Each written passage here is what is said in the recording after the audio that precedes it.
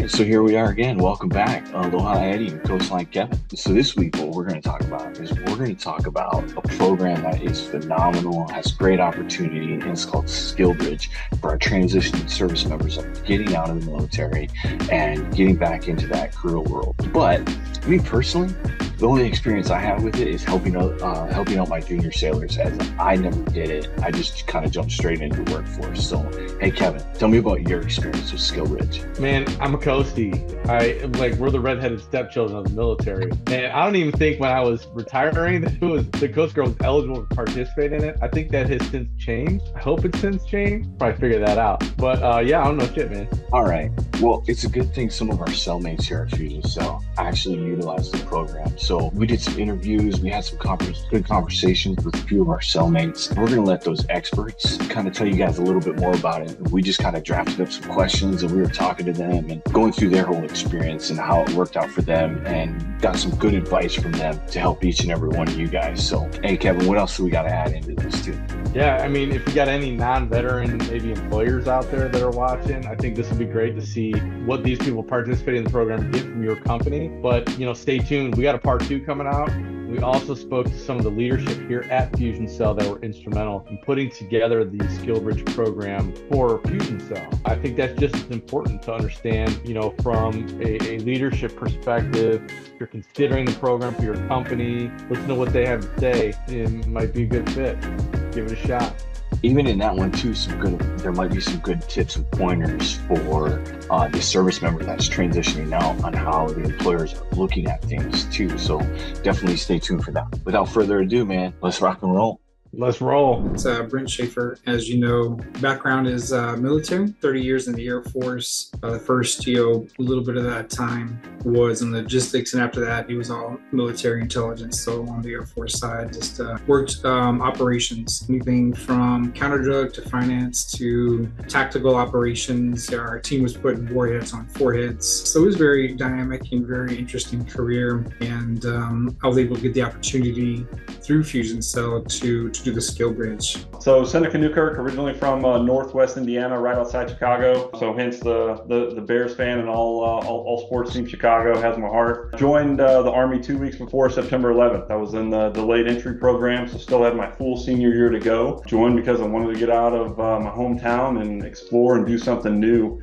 So I was enlisted for about my first 10 years, and then dropped my warrant officer packet to fly attack helicopters. My only regret is that I just didn't submit that packet soon enough. I wish I could have spent more time in the cockpit. I am a self-acclaimed redneck from the northeast corner of Washington State. 23-year Air Force veteran, bounced all over the place with the Air Force.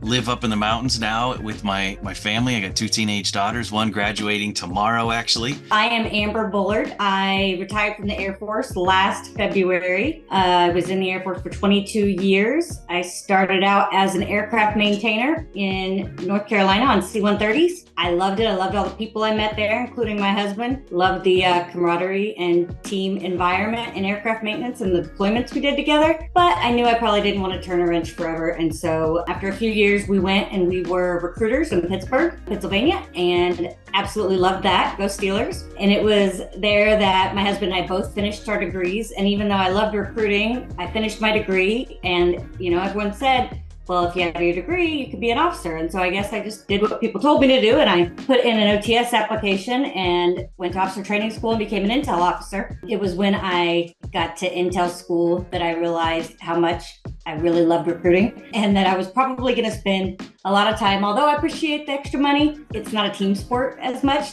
neither intel or the officer corps. And so I knew I was going to miss that part of it and the people facing part of it. Believe it or not, my personality could be a little bit much for the intel environment. No, say it ain't so.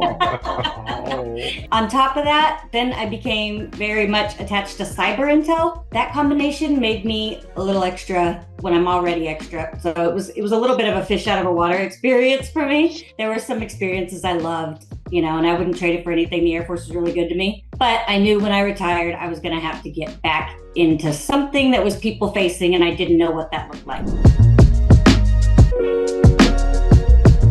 I wanted to leave on my own terms, and I wanted to leave while I still had all positive things to say about the Air Force and hadn't become so jaded that I forgot, all the great that it had been for me and my family. So, insert SkillBridge, because I am always late to everything and squealing, around the last corner on two wheels. I was definitely late to the game. I don't even know exactly how I ended up getting connected with Roberto Conde. I think I'd been to TAPS enough to learn that I should probably reactivate the LinkedIn profile that I had from 15 years ago that had me with stripes on the profile picture. And by that I ran into was able to connect with Roberto, who was a retiring recruiter or in the recruiting service here in San Antonio. And he said, hey, I know of these people, and it was actually a Vets to Industry. They have a little staffing portion, military hiring accelerator, and I think he's looking for a SkillBridge person. And I was like, yeah, I guess I should probably get on something like that. And he's like, well, when do you retire? I'm like, 5 or 6 months. He's like, probably so. So I had started talking to them, but at the time I was also starting to pay more attention to LinkedIn. And I came across this video of some guy with a crazy beard getting really excited about veteran hiring and wanting, to bring someone on as a SkillBridge for business development to help veterans get hired. And I was like, I need to know more about this. There's two things that I would love to point out from my experiences. One, most commands do not understand SkillBridge. They see it as a potentially negative impact to what they're trying to accomplish mission-wise. That was one thing that I uncovered, and I remembered about the application process. Mm-hmm. And I would phrase it this way: I had to educate my command on what the heck it was and why it was good for them and good for me, and so on and so forth. The other side of that coin is the actual people that process the application. I hate saying the words back then, but back then, the folks that were responsible for processing SkillBridge applications weren't even quite sure how to do it. I had to reach out to the regional representation, which was not at my base, and try to start some dialogue so that they could educate my local representative on how to get me through this. So the SkillBridge, for the most people listening in the audience probably understand that it's an opportunity to do an internship leaving the military. And what appealed to me the most was being able to hit the ground running and maybe break into a different industry after the military. I thought that was probably my best way to do it. Other factors with me was that I was in Germany. I was doing this from an overseas location. So a lot of things played into it. I was leaving the military after 30 years. My daughters were in high school, still having to graduate. Household goods had to come, and all my SkillBridge opportunities were stateside, either physically or remotely. So I knew I had to put my best foot forward to make that happen, because it was still probably the best option for me to step into something outside the intelligence world. Okay. So when it came time to transition out of the service, it was really easy for me just to stay in the cockpit as a Department of Army civilian or as a contractor, but knew that I had a little bit of recruiting experience. So I was an Army recruiter from 05 to 07. So I thought maybe I'll just try something new. And if I'm going to try something new, try it with the safety net using that internship, the SkillBridge program. My brother was a corporate recruiter for about 10 years. So really thought recruiting was something I could get into. We had a lot of conversations. And as soon as I put myself on the market and started to explore that transition, ran into a guy, Monty, and the rest is history. The reason why I was able to get a SkillBridge, because not everyone is approved, just came off back-to-back deployments plus multiple field exercises. So I had, in COVID, you get to roll over more leave. I probably had, by the time I was retiring, I had about 140 days of leave. So it was either I'm taking a huge chunk of leave, or I'll sell some leave, but I need to do the SkillBridge. So it was really easy for my command to understand the process. They were losing me regardless, so they were very supportive of me starting the SkillBridge. There's three main things that you're going to have to do. You're going to have to educate your command, potentially sell them on it as well. You might have to educate your training centers or whoever's responsible for the SkillBridge program in your branch of service. And lastly, you're going to have to educate yourself on what happens if you do get it, and make sure that you understand the program better than everybody else, because you're going to have to sell it. But when you get out in the civilian world, there's no one to hold your hand. There's no one to help you. So really putting that civilian hat on and saying, we're going to move forward. Here's COA 1, course of action 1, course of action 2.